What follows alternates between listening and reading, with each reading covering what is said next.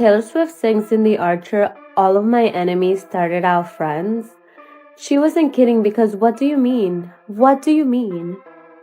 Like, that's supposed to be her best friend. What do you mean?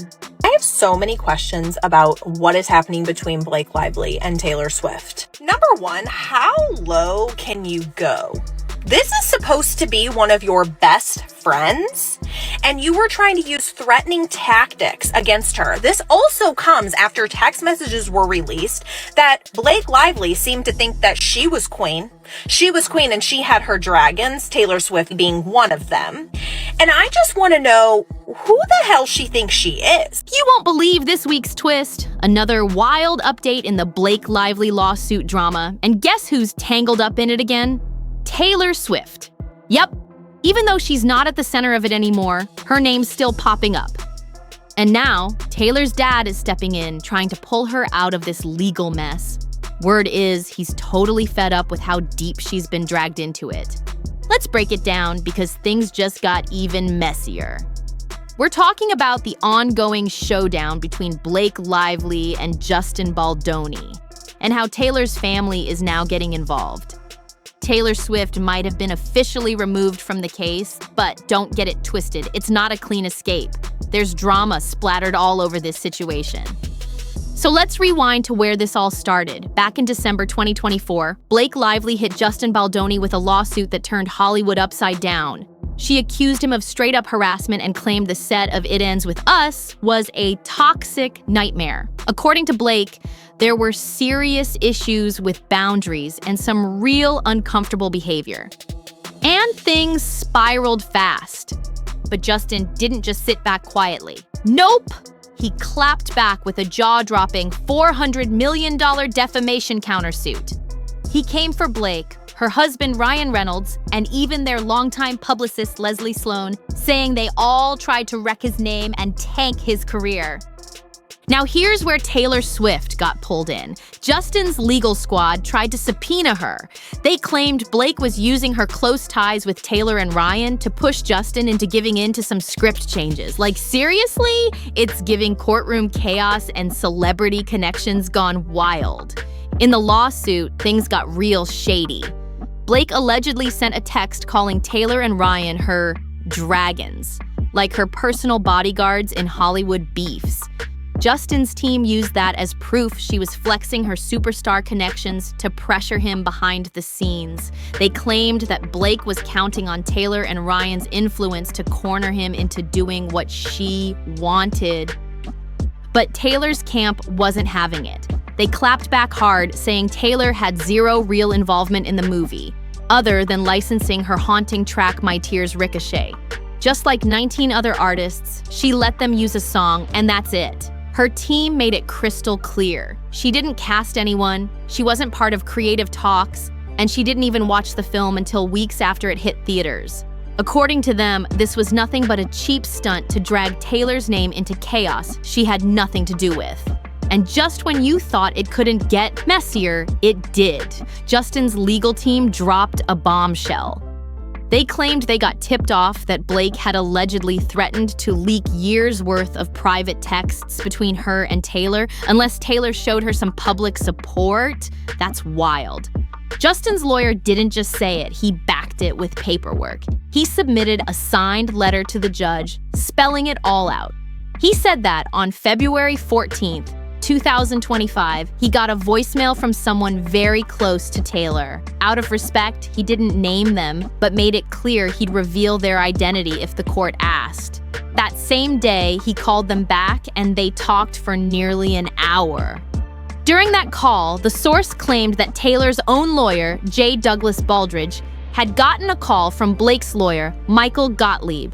And allegedly, Blake, through her attorney, wanted Taylor to post a public message backing her up. Since Taylor didn't attend the Super Bowl that year, Blake supposedly saw that as the perfect moment.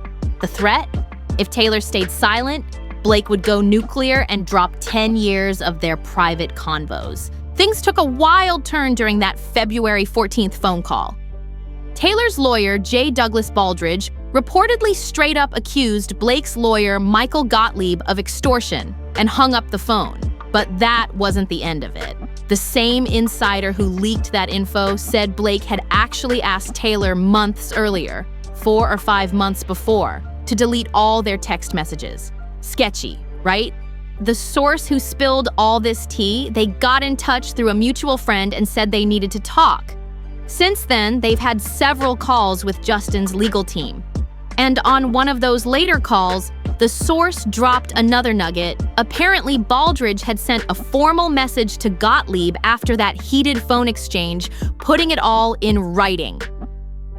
Justin's lawyers didn't waste time. They sent a subpoena to Venable LLP, Taylor's legal team's firm, to try to get their hands on that written message. In court documents, Justin's attorney swore under penalty of perjury that every detail he shared was 100% real and accurate. Then came the biggest twist yet. It was Taylor's dad, Scott Swift, who took matters into his own hands. According to Page 6, Scott personally reached out to Justin Baldoni's team and handed over this explosive information. Why? Because he didn't want Taylor's name dragged through the mud any longer. He offered up the details as part of a deal. If Baldoni's team agreed to stop coming after Taylor legally, the info was theirs. An insider told the Daily Mail that this was Scott trying to shield his daughter from the madness. And after all the noise, it turns out the judge didn't even want to hear about the so-called threats. The court ruled that those claims were straight up inadmissible, irrelevant, and improper for the case. Then, in a shock move, Baldoni dropped his subpoena against Taylor. That was wild, especially after his lawyer had been pushing hard for months, saying Taylor had been part of Blake's alleged power play over the movie. This whole situation is getting messier by the minute. So here's how it all played out. Justin's team hit Taylor with a subpoena, trying to drag her into this whole legal mess. But then, out of nowhere, Taylor's dad, Scott Swift, stepped in like a boss. He straight up handed over the info they were looking for. No courtroom battle, no need to force Taylor to testify. He made it clear he was gonna protect his daughter at all costs. It was definitely a dad's got your back moment. According to Deadline, in a surprise move, Justin Baldoni, the star and director of It Ends With Us, pulled the plug on the paperwork demanding info from Taylor. They were trying to dig into what she might have known about the behind-the-scenes fallout between Blake and the Wayfarer Studios execs over the domestic-themed drama. But once Scott shared the goods, that was all they needed. Word is, Baldoni's lawyer Brian Friedman got the details he was chasing without having to go through the court. So the subpoena canceled. Taylor's officially off the hook in this legal storm. But let's be real, the fallout isn't just about the courtroom anymore. Even though Taylor's legally cleared, the real damage might be hitting closer to home. Insiders say this scandal has caused major cracks in her friendship with Blake. Like, they used to be tight, and now it's looking icy. With the trial coming in 2026, there's no doubt more dirt will come out, but people are already whispering that Taylor's been quietly stepping back from Blake behind the scenes. And get this, Travis Kelce, Taylor's man, reportedly unfollowed Ryan Reynolds on social media. That move didn't go unnoticed. It's giving major friendship fallout vibes. Yeah, it's giving major we are not cool anymore energy. And honestly, it's kind of sad when you really think about it.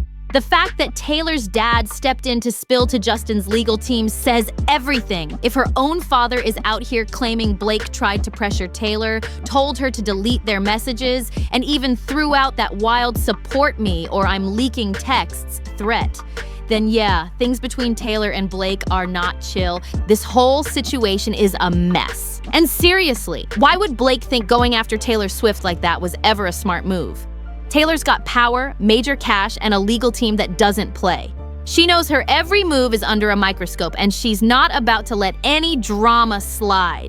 She can't afford a single slip in the public eye. Her entire brand depends on staying clean, sharp, and above the noise. Meanwhile, Blake, she's catching heat, big time. Whether you believe her side or not, the internet's not exactly in her corner right now. The public vibe is shifting fast, and Blake's image is taking a hit. Taylor's keeping her distance, and that says a lot. She's not trying to get caught in the flames, especially not with how messy and public this has all gotten. It's a real shame, though. Taylor and Blake had been close for years, and fans loved their friendship. But now, people are seriously side-eyeing Blake after hearing all this alleged manipulation. Forcing someone, especially a friend, to post support or else. Not a good look at all. And while Taylor's trying to stay low-key, Blake's out here in full defense mode. She's been fighting to get this lawsuit thrown out, and interestingly, she's not totally alone. Some advocacy groups have stepped in to back her, saying the case could mess with important legal protections for people speaking out. This drama's not just Hollywood gossip anymore, it's turning into a bigger conversation. And it's far from over. This whole thing isn't just about celebrity drama anymore. It's now tapping into major conversations about speaking out on harassment and misconduct. According to the LA Times, equal rights advocates, a legal nonprofit based in San Francisco, just stepped in to back Blake Lively. They filed an amicus brief urging the judge to stand by Blake's motion and support California's new free speech law, which protects people who go public about mistreatment. But that's not all. A separate letter of interest came from Elise Dorsey, a former federal employee and survivor of harassment. She shared that she was once sued for defamation just for speaking out, and said this very law could have saved her from a brutal years-long legal nightmare. Now that's powerful, and there's more coming. Other advocacy groups are expected to join in soon, including Child USA and Sanctuary for Families, groups known for defending survivors. They're lining up behind Blake, saying this isn't just about one person, it's about protecting the right to speak up. Blake's legal team is pointing to California Civil Code Section 47.1, which became law in 2023 through Assembly Bill 933. She's using it in her motion to dismiss Justin Baldoni's jaw-dropping $400 million countersuit. That suit claims Blake made false harassment accusations and tried to snatch control of the film project from him. But Baldoni's side is pushing back hard. They're not only denying the accusations, they're also going after the law itself. His lawyers say Blake's claims were knowingly false, and that this law, they're calling it unconstitutional. They argue it goes way too far and could even scare people away from defending themselves in court when they're hit with false allegations. Their biggest issue? The steep penalties the law threatens to slap on those who lose. So now it's not just Blake versus Justin anymore. It's turned into a legal fight over who gets to speak freely and who gets silenced. It's messy, it's political, and it's way bigger than Hollywood now. All eyes are on this one to see how it plays out. While Blake's legal team keeps stacking up support, Justin's camp isn't backing down. They're going all in, throwing everything they've got to keep this countersuit alive. Behind closed doors, sources say his team is scrambling to prove that Blake's accusations weren't just exaggerated, but completely made up. They're digging through emails, texts, and call logs, trying to build a timeline that paints Blake as someone who flipped the script to gain control over the film. Meanwhile, Blake's circle is staying loud. One insider close to her team claims she's standing firm because she doesn't just see this as a personal battle, she sees it as setting a precedent for other people in the industry who've been scared to speak up. She's not trying to ruin anyone, the source said. She's trying to protect her name and send a message. But let's not act like the courtroom is the only battleground right now. The media frenzy is wild. Tabloids are digging up everything, from old behind-the-scenes footage to blurry paparazzi pics showing who's hanging out with who. The internet's basically playing detective, and fans are divided down the middle.